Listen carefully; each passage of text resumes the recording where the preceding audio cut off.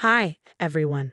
I'm Sandra, a 33-year-old marketing executive at Thompson and Partners. Today, I want to share how I escaped my toxic in-laws and rebuilt my life. Trust me, you'll want to stick around for the ending. 2 years ago, I thought I found my fairy tale. I met Jack Bennett at the annual Children's Hospital Charity Gala. Charming, successful, and seemingly aligned with my values, Jack swept me off my feet. Our whirlwind romance was a dream. Fancy dinners, surprise weekend getaways, and within 6 months, we were married. "You're exactly what this family needs, dear," his mother, Linda, gushed during my first dinner with the Bennetts. Someone bright and modern to shake things up. She welcomed me warmly, offering advice on family dynamics and always wearing a pleasant smile. But then there was Robert Bennett, Jack's father, a wealthy real estate mogul who ran his family like one of his businesses. From the start, his views were clear. A working wife in our family? He scoffed during our first meeting. "Jack, shouldn't you be making enough to support her?" "Dad, times have changed," Jack defended, though his voice wavered. "Sandra's career is important to her." Jack's sister Sarah and her husband Tom tried to warn me during our engagement party. "Sandra, you seem great, but you need to know what you're getting into," Sarah whispered. "Dad's controlling, especially with money." "He almost sabotaged my startup," Tom added. "Thought it would take too much attention away from the family business." I dismissed their concerns. I had my own life, my own career, and my best friends, Emma and David, who kept me grounded. "Girl, your father-in-law gives me the creeps," Emma said one day over sushi. "The way he grilled you about your Nordstrom purchases at dinner? Red flag." "He's just showing interest," I replied, though I was starting to see those red flags myself. Weekly dinners at the Bennett mansion became a battleground. Robert would make pointed comments about proper wives and managing households full-time. "By the way, Sandra, I noticed you bought a new car," he announced one evening. "Don't you think that's a bit extravagant for someone in your position?" "Do you mean my position as a senior marketing executive or as your daughter-in-law?" I shot back. Jack, as usual, avoided eye contact, focusing intently on his mashed potatoes. Linda would try to mediate, her smile strained as she glanced at Robert for approval before speaking. "We're just looking out for your best interests," Robert would say, his smile never reaching his eyes. After these dinners, Jack and I would drive home in silence. "He means well," Jack would finally murmur. "That's just how Dad shows he cares." But I couldn't shake the feeling that I'd married into something far more complicated than I'd imagined. It all came to a head during a family dinner last month. I had just received a major promotion, and Linda insisted on celebrating with my favorite lasagna, despite Robert's disapproval. "I suppose even little achievements deserve recognition," Robert sneered, pushing his plate away. "Though real success comes from building something lasting, like my empire." "My marketing campaign increased client revenue by 40%, I countered. "That seems pretty lasting to me." His face turned red. In one swift motion, he swept his plate off the table, sending lasagna splattering across the expensive dining room floor. "Well, since you're so capable at work," he growled, "why don't you show us how capable you are at cleaning? That's what real wives do." I sat frozen, stunned. Jack just gripped his fork, knuckles white. "Jack," I whispered, pleading. Maybe just help clean up," he muttered. "You know how Dad gets." That night, Linda called me in tears. "I'm so sorry, dear," she sobbed.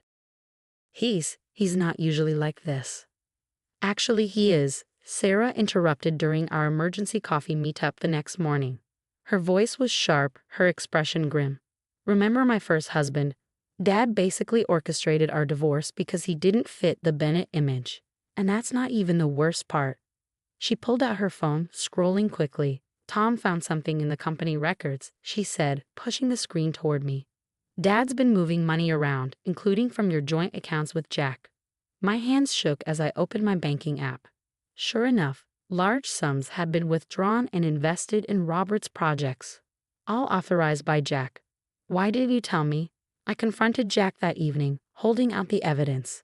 "Dad knows what he's doing with money," Jack said defensively. "He's just protecting our future by stealing from us." "It's not stealing if it's family," he replied, parroting his father's words like a dutiful son. The next blow came from Emma at work. "Sandra, you need to see this," she said, pulling me into a conference room. She showed me an email thread between Robert and our company's board members. In the messages, Robert questioned my stability and suitability for leadership. He's been reaching out to your major clients too, David added, his tone furious. Undermining your projects. I confronted Jack again. Dad's just protective of the family reputation, he said with a shrug. Maybe if you tried harder to fit in.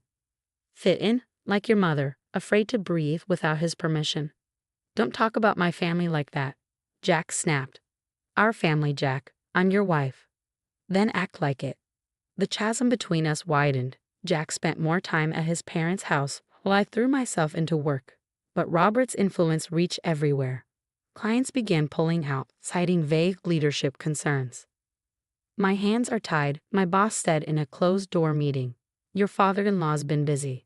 Desperate, I called Sarah. How did you survive this? I sobbed. I didn't, she admitted.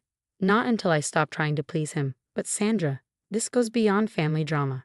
Tom found evidence that Dad's been using company funds to bribe city officials. He's running a criminal empire. The next weeks were a whirlwind. Tom unearthed more damning documents, transactions linking Robert to shell companies, money laundering, and fraud. I started keeping meticulous records of every interaction, every email, every comment, every suspicious bank transfer. One afternoon, I found Linda alone in the garden, her hands trembling as she tended to the flowers. I should have warned you, she whispered. 40 years of this. He controls everything, my credit cards, my phone, even my mother's nursing home payments. I tried to leave once, back in '95. He threatened to ruin my brother's business. The final blow came when I checked my personal account, the one I had long before marrying Jack. Nearly $50,000 was gone. I gave Dad access, Jack admitted when I confronted him again. He said it was for our future. For the family? I laughed bitterly. Jack, we're not the Rockefellers. We're victims of your father's ego. Everything erupted at the next family dinner. Robert was in the middle of boasting about his latest development project when I cut in.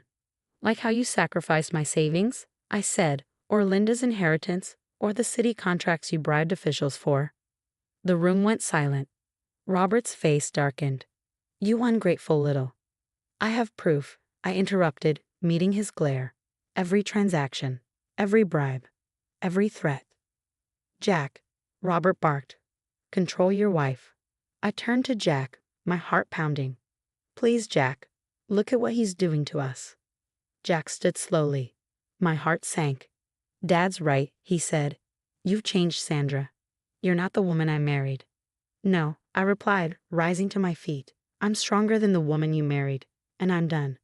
If you walk out that door, Robert growled, you'll have nothing. I'll make sure of it.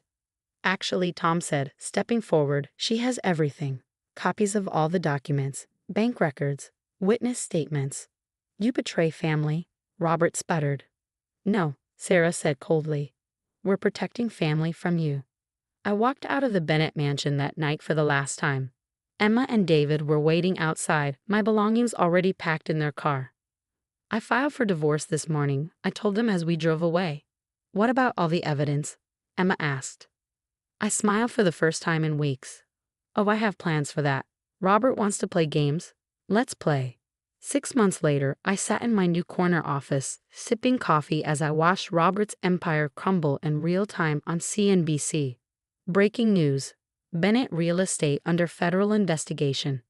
My marketing skills had come in handy, not for covering up scandals like Robert had hoped, but for rebuilding my career. I started my own consulting firm, focusing on ethical business practices.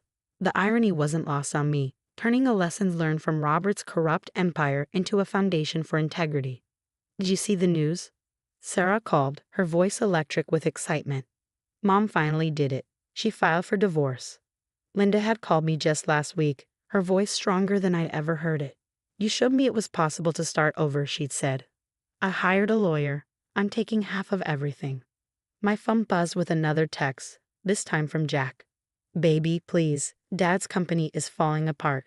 He's not himself. We need you back.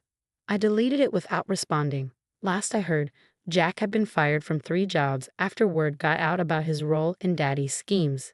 The evidence Tom and I had uncovered was damning. Fake companies, embezzled funds, and decades of fraud, all exposed. Robert's carefully curated reputation crumbled faster than his bank accounts. "Miss Carson, your 2 o'clock is here," my assistant said, poking her head into my office. "Mrs. Bennett?" I asked. "Miss Linda Matthews now," she corrected with a smile.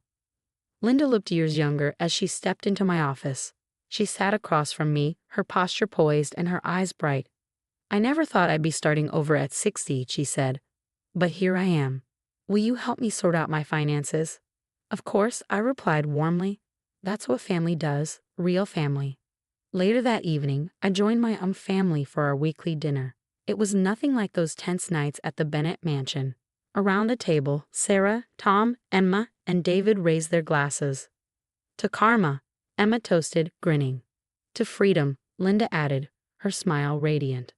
My phone lit up with a news alert. Bennett Real Estate CEO Robert Bennett faces criminal charges. I glanced outside where the sun was setting, painting the sky in rich hues of orange and pink. My new campaign had launched to rave reviews. My firm was thriving. Next week, I was scheduled to speak at a women's empowerment conference about financial independence and resilience. "You know," Linda said as we strolled to grab dessert, "I wasted 40 years being afraid. You saved me from wasting 40 more." I squeezed her hand, my heart full. Robert had tried to destroy me, but instead he'd made me stronger. He thought family was about control. He never understood that real family is about love. And love, unlike his empire, was something he couldn't corrupt. What would you do if you discovered your spouse was helping their parents steal your savings? Would you try to save the marriage or, like me, recognize the betrayal as too deep to forgive? Share your thoughts in the comments below.